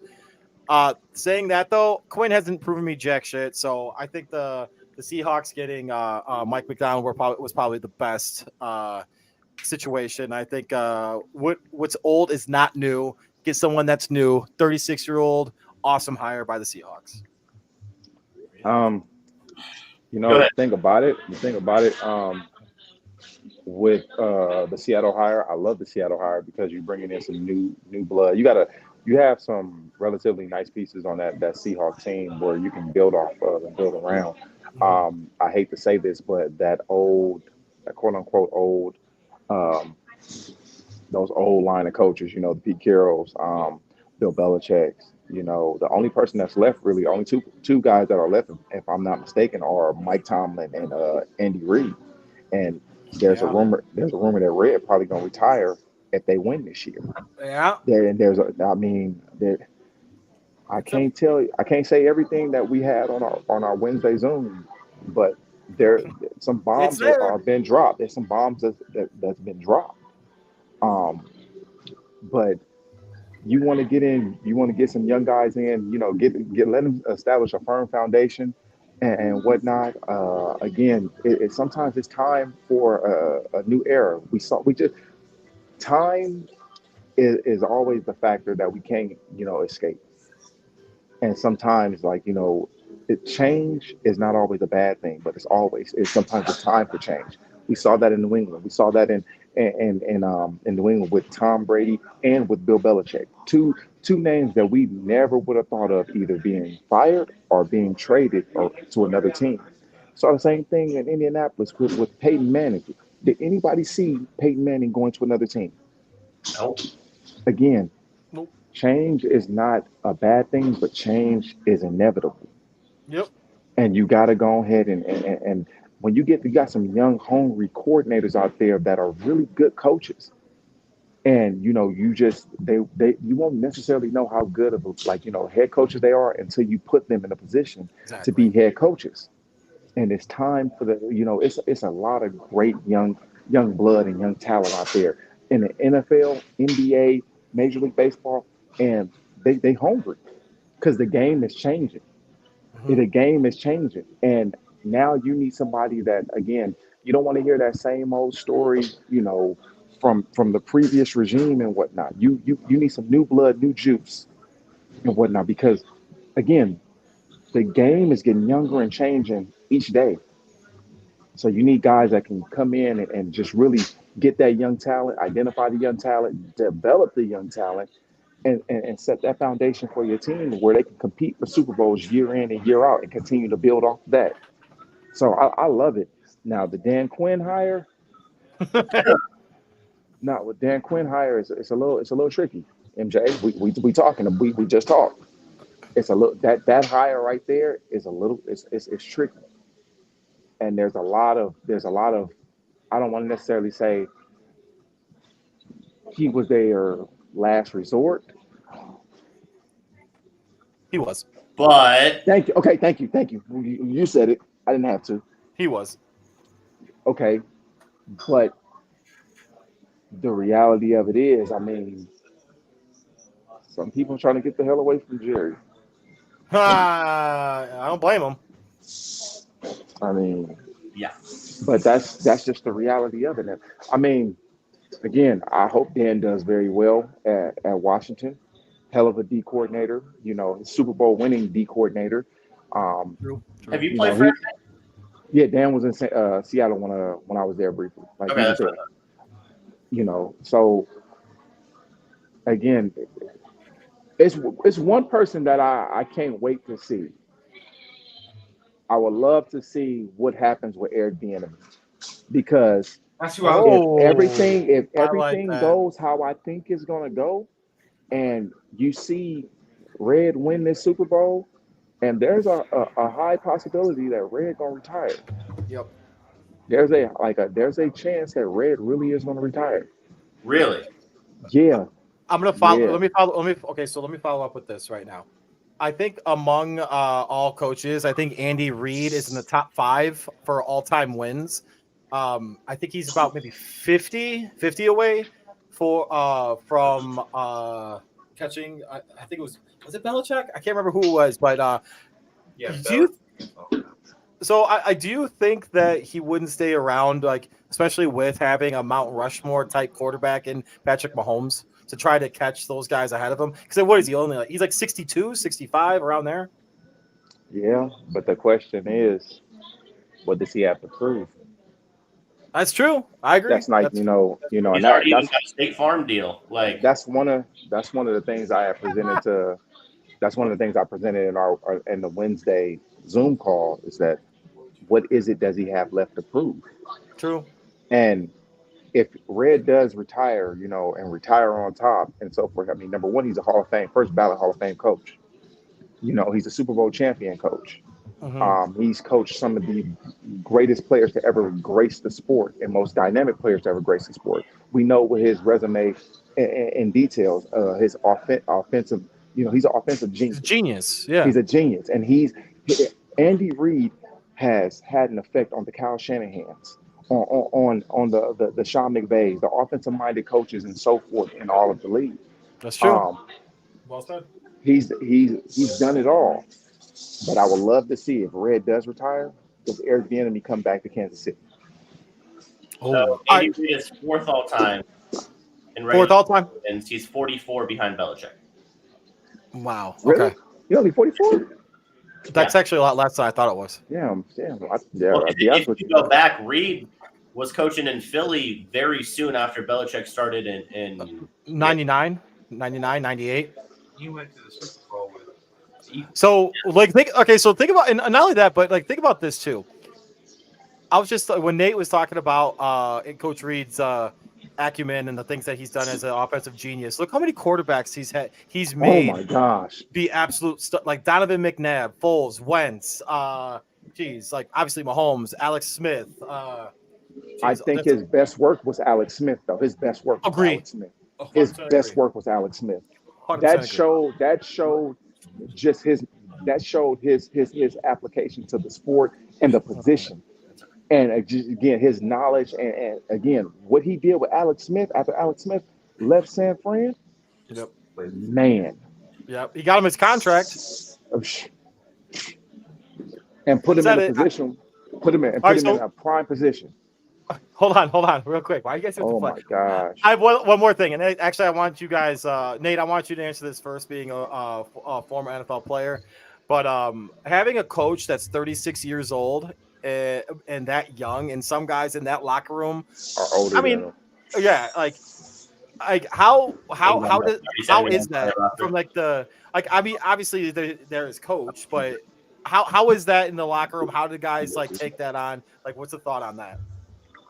Oh, good call, Michael Vick. Oh, too. Mike Good Vick, call. we forgot I Mike Vick forgot was a about comeback Vick. player of the year. Mike Vick was a comeback player of the year that year. Good call. Forgot about Vick.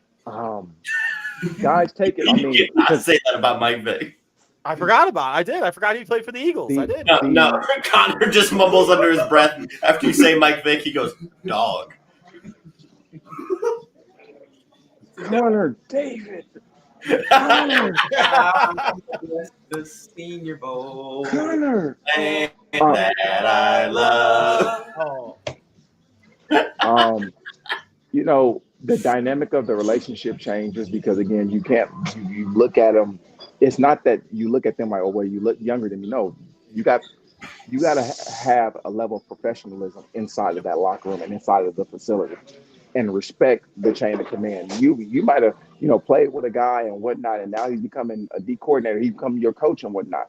Yeah, he was your teammate, but the relationship has changed because now he's a coach, and you have to respect him in such a manner that again, he's the coach, and you're still a player. There's still that level of respect that has to be had, and this continuity amongst all players and coaches and whatnot. So it isn't weird or anything like that. It's just, again, hey, this is an opportunity because if the shoe was on the other foot, you would want your players, former teammate, now turned players, to respect you and to respect the acclimate and everything that you have. You know what I'm saying? Like that again, when you're in that facility, because everybody wants the same thing. And win. if you, again, to win, and we both need each other. It's like, one hand scratches the other. We have to ride this ship in this wave together. Because if we don't, they're gonna get rid of both of us, not just you, both of us. True. So it's like, listen, we got to make it work. This is a marriage. We got to make it work. Love it. Connor, Hey. MJ, what do you guys think about it? Nate, what time do you have to leave, by the way? Don't worry about it. I'm right down the street from my son's school. Don't even worry about it. Don't even worry about that. All right. That's what we think about it. Like, what do you guys think about having a coach like younger than you guys, like coaching you? Younger than me? I don't care as long as he knows ball. There you go. Exactly. Like, as long as we didn't have a bad relationship when we were playing together, and then as long as they know what they're doing, then I would be good. Like, I don't see a problem with that. I would actually probably like it better, because as long as I saw, good work ethic when we were playing together, they knew their stuff. I would like it. I would feel like I could trust that person. Hey, this is something I'm seeing. This is something we need to do. I feel like it would be a lot easier because there's already rapport there. Like I said, as long as there was already a good relationship beforehand, I think it can actually be an added benefit to have somebody around the same age, especially if you did play together. Agree. I think it's risky, because if you're going to hire a defensive coach, and MJ made this point Tuesday, why not hire somebody like Mike Vrabel, who's the best available on the market? Now, Mike Vrabel should not have left it. I think that was. Oh, that's not his fault. I don't think that was. Well, no, he's saying Tennessee should not have let him left him. is what I'm saying. Like, you're taking a risk in this 36-year-old head coach for 6 years. What if it doesn't pan out? He's never had a head coaching spot in his career. This is something new for him. We saw it. Now, I don't like to compare college and NFL, but in my personal experience, you have somebody come to state like Zach Arnett after Mike Leach passed.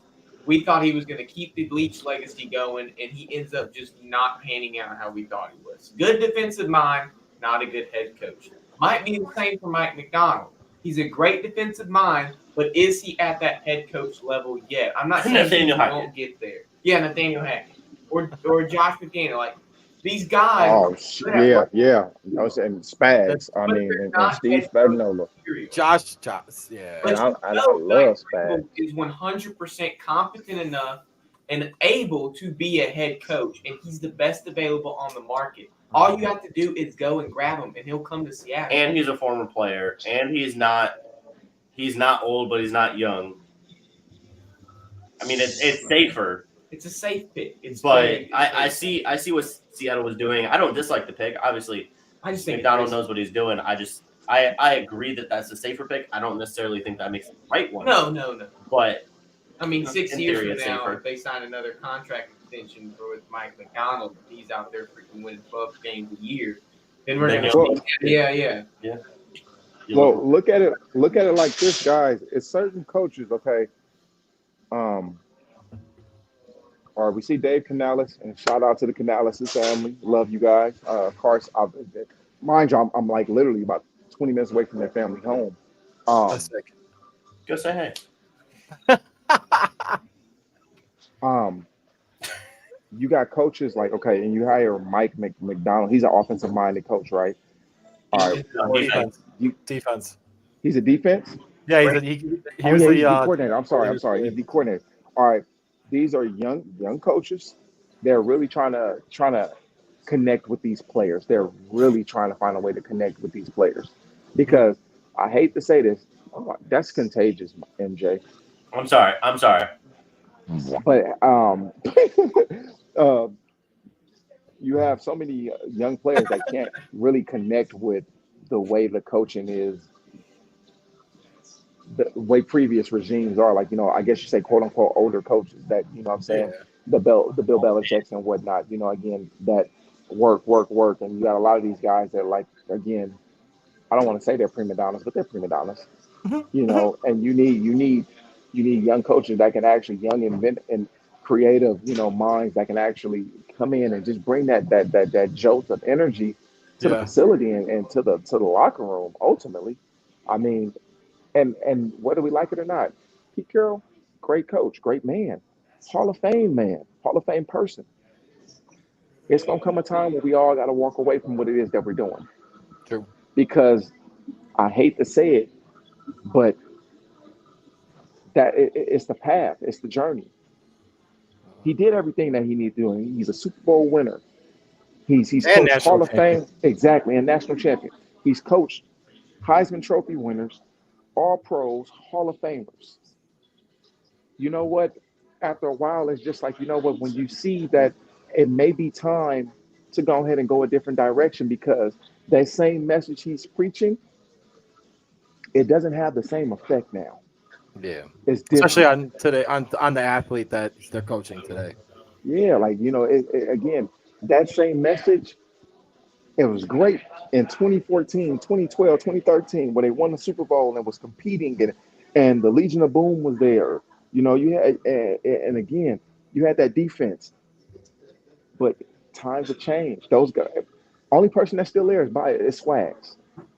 Swags is Wow. the only person that played on that Seattle team that was drafted by the Seattle Seahawks, won a Super Bowl, all pro, all pro, all pro.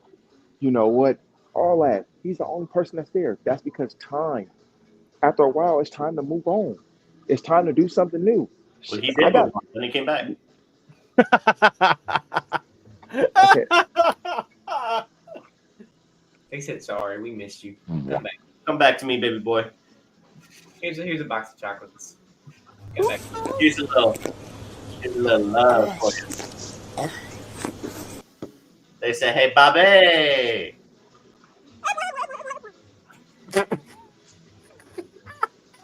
God bless Bobby Wagner, middle linebacker that we love. Dude, Bobby Wagner was nasty. That dude was. Him and Luke Kuechly were the 1 and 2, number 1 and number 2 best backers in the league after Patrick Willis had retired. Yeah. And then it was Nate Ness. No, chill out. I'm not getting in the box hitting nobody. That's not who I am. Yeah, you gotta have Business. Hey, I was gonna say, business what's your third decision. thing? business decision. Decision. What we got? Third thing on the list.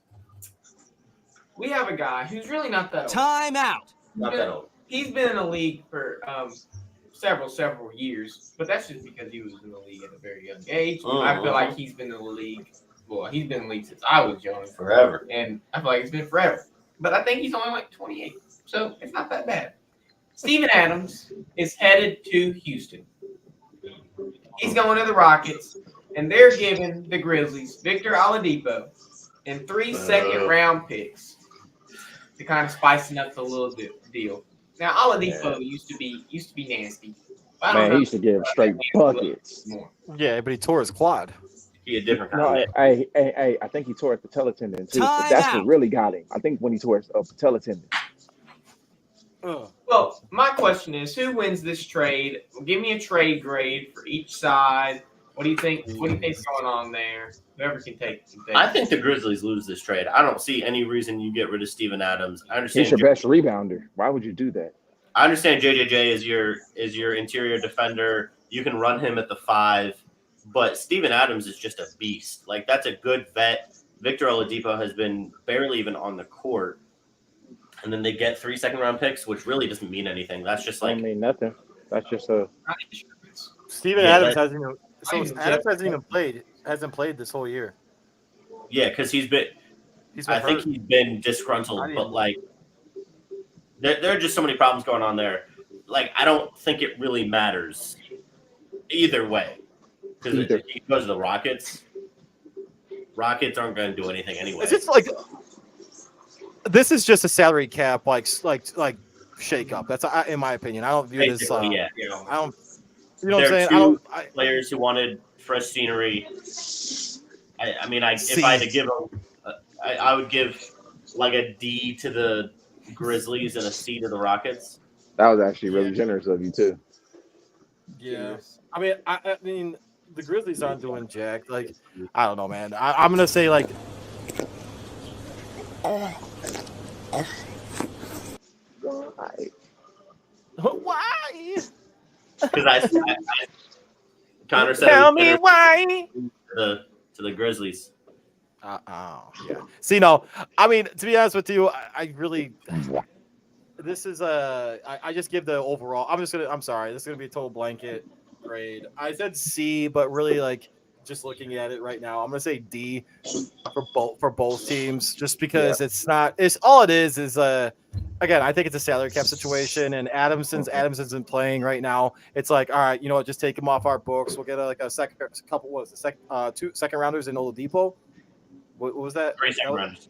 3 second rounders in Oladipo. Okay, again, I think it's just a salary cap situation. In the Rockets, I mean, they're one of the youngest teams in the NBA, aren't they still? So Yeah, trash as hell.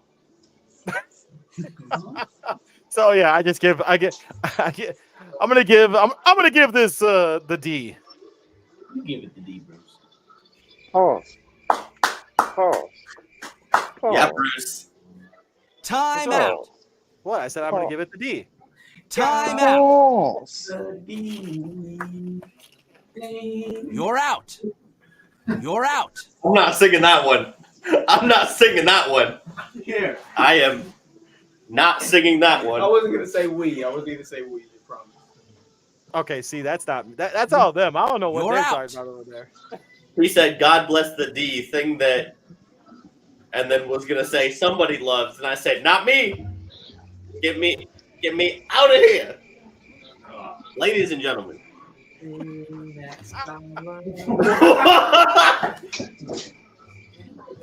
That's crazy. Hey, Nate, pizza stocks. What is this? Oh, All right, is that it? Is that all? Yeah, that was all for you. All for the Davis division. All right, Bruce, you want to bring the other two guys on so we can close out? yeah. Sai, you muted? Yeah, you're muted. Well, no, not like no. Size in here. Oh yeah, it's true. Sai, get in here. What other guys? What do you want me to? Hey, Sai. No, I'm saying. Sai, No, Sai, just walk on. I'm telling Doug, physically come onto the screen. No.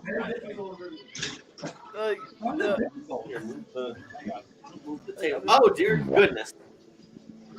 Okay, Jackson, thank you. That's all right. No, So, no. as always, oh my God, y'all fitting on the same couch? Yes, sir. Hey, oh, you don't. Oh no, I just saw it. That we're experiencing 1 to 3 inches already. We're expecting about I 2 saw more that one inches. coming. Oh, you got the Hoochie Daddy shorts on. Straight me do, baby. Oh man, can we just say that? What's it called? The couch. No, man. This is TDC Media. It's couch Yeah. chat. Couch chat. Yeah, and nothing else. Fireside couch chat. Yeah. All right, let's With the Yeah. TDC Media. You're the only one with access to anything now, Bruce. So you got to Come on, Bruce. Come on, Bruce. I'm getting there. Oh, Rick, here. The- That's not it. Come on, Yeah, Bruce. I know. I mean, where did it even go? I haven't looked over. Fireside chats above the Blomp. Oh, is it? He's not wrong. Connor knows exactly where that Blomp is. Hey, we going to Arby's after this? Oh, there it is. I I got would it. love Arby's. Bruce, give me a rating on an Arby's roast beef. What do I give the? Well, first of all, I'm gonna say, hey, real quick, I do not like beef flaps. I'm not a fan. Poor Nate is just going through it. Hey, Nate, we're not on speakerphone at Starbucks, are we? Hey, I'm glad I put this. hey, Hey, no. go get one of them lattes. Go get one of the lattes and then cake pops. I had to go through this yesterday with everyone during Wacky Wednesdays, so I feel it right now, dude. Yeah, and his mom was in the chat too. Yes, mom jumped in the chat. That was And he's funny. vegan hamburger. What does Yeah, that have he to can't do with have anything? Yeah, Nate, did you know that Jackson's vegan? He's got vegan cheese in the fridge. No, wait, what? He got vegan waffles, vegan eggs, vegan cheese. vegan apples. See what I have to No, do apples here? are vegan already. Apples are good. Yeah. His exact words were, "I haven't had any fruit this week," He said he wants to join us at Waffle House, so he bought his vegan Waffle House. and he gonna bring it with him. He's gonna bring it with him. Oh my gosh! All right, ladies and gentlemen. Thank you so much, everybody, for another watching. banner day. And that being Joining said, shout out real quick to Ryan Field. Give him a follow. ABC Sports head anchor in New York. That's not his exact title. It's been a long day. But anyways, goodbye from Mobile, Alabama. Yes, sir. Somewhere in California and Chicago. Let's roll the best commercial in history.